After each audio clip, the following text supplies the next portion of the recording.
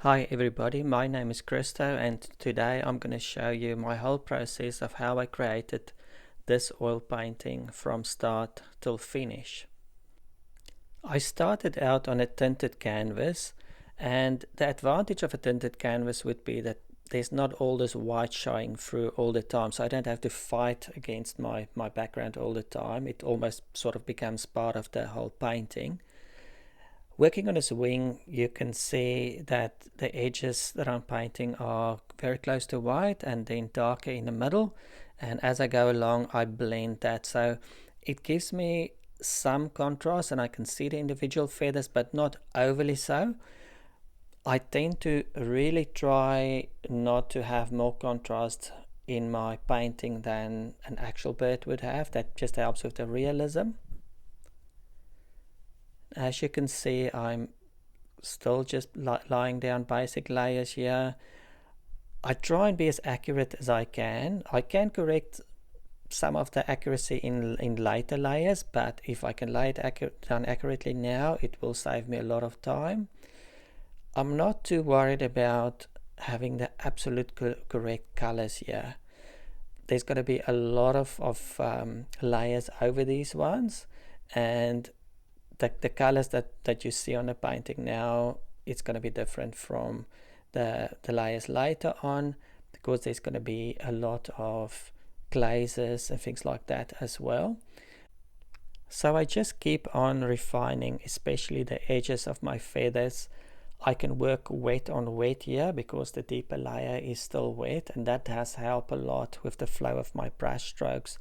It helps a lot with realism as well, especially with fur and feathers, if you can work wet on wet. Now it's time to start adding some background. At this stage, I'm just adding a basic shape of a flower. I'm going to paint over that, so I'm not worried about colors or anything. I just want my landmarks in place. And I'm also adding a little bit of detail in the background, just sort of landmarks of where my pebbles and sticks and things like that's going to be. So for some parts of the painting, it can be advantage, like on the bird itself, if you work wet over wet, but in other parts of the painting, like the one I'm working on here now, you can see I'm doing some glazes. It's really important that your previous layer is absolutely dry before you put on any glazes, because if the previous layer isn't absolutely dry, you can just obliterate all the detail from that previous layer. So having all the main elements of the painting on the canvas now, it becomes very important that everything forms a unit. You can see the light on the flower, especially if you look at the stalk there. It's coming from the right to the left. That's the same on the Galah. And I'm going to make sure that even on the little pebbles and sticks and things like that I'm going to paint later on, that all the lighting is consistent. I've used different reference photos to make one painting, and I don't want anything to look like it's stuck on, for instance, and not part of the whole scene. So you would have noticed that the glaze that I used for the shadow on the Galah was relatively brown, almost like the surroundings around the Galah. If you look around you, there would be some color cast on objects from whatever surrounding them. So in this case, it does help to tie my Galah in and make it part of the scene. I'm going to paint over most of the brown, but it will still show to an extent. I'm going to do the same with the flower a little bit later on, but because I'm working in oil colors, I have to wait now until that flower is completely dry before I do that glaze. So that will be at least overnight, but maybe longer. So here I'm working on the foreground details of this painting. And this painting, I wanted to create a feeling of looking into the painting. So I attempted to create a foreground, a middle ground, and a background. The foreground will have more contrast and more detail, and as you look into the painting, that will just fade away. My painting process is based on working in multiple thin layers. So instead of completing or trying to complete the painting in one layer, I will add a bit more detail and a bit more color accuracy with every layer. Because it's oil colors, and especially because I use very thin glazes as well, some of the deeper layers are actually visible, and this gives a feeling of depth that's very, very difficult to achieve in any other way except for working in multiple layers. I very often alternate between layers with more detail where I use opaque colors, and then I will cover that with a thin glaze where it's more translucent.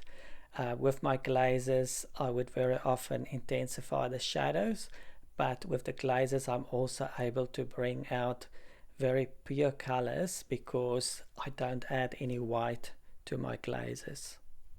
So when I'm working on a layer where I'm adding more details, I'm working with opaque colors, I need to add extra contrast there because I know that the contrast is going to be reduced as soon as I do my next layer that might be a glaze.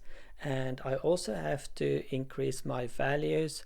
In other words, I'm going to paint the area lighter than it need to be because I know with the glaze I'm going to darken the color. So if you look at the area around the eye at this stage, later on I'm going to use a glaze to add some shadows just beneath the eye, and I'm going to use pure color just above the eye, so that whole area is going to be appear darker when I get closer to the final layers. So here I'm working on the stalk of the flower and the highlights are very bright, and then I put a little glaze over, and I don't know if you could see it went from white to a more natural color there. You will notice that this painting process looks very repetitive. It almost seems like I'm doing the same thing over and over again. I'm painting over an area, adding details, and then I make it darker, and then I add details, make it lighter, and then I make it darker again. And I think to a large extent it is really repetitive, but that is the magic of working in layers. With every layer you get that extra bit of depth. Later on during the painting process, there is an emphasis on creating more details like I'm doing here with the highlights on the pebbles, but it's also about the balance in the painting, looking at the painting as a whole. I noticed that I needed more pebbles in the background, so I'm using a cloth to just wipe away some of the dark glaze and creating more pebbles in the background, and now I'm using a dark color to add shadows to those little pebbles. In addition to painting details at this later stage of the painting, there's a lot more going on. I've been stepping back from the painting a lot and looking at it from a distance and making sure that everything makes sense. There are small subtle changes that can make a big difference. So I've made sure that the shadows around the paws are dark enough, so just to anchor the bird to the ground, and the same with the shadow on the left hand side of the stalk of the flower. And what I've also made sure of is that certain edges are blurred out, like around the legs and the tail of the bird, and then some areas like the edges around the crest I made very crisp and clear to make that part of the bird stand out. That's one of the ways that you can create a three-dimensional feel to your painting. If you enjoyed this video, please give me a thumbs up, and if you want to see more content like this, consider subscribing to my channel. If you have any comments on how I can improve my video content, please let me know. If you've got any questions, also let me know and I'll do my best to answer you. Thank you for watching. I will see you next time.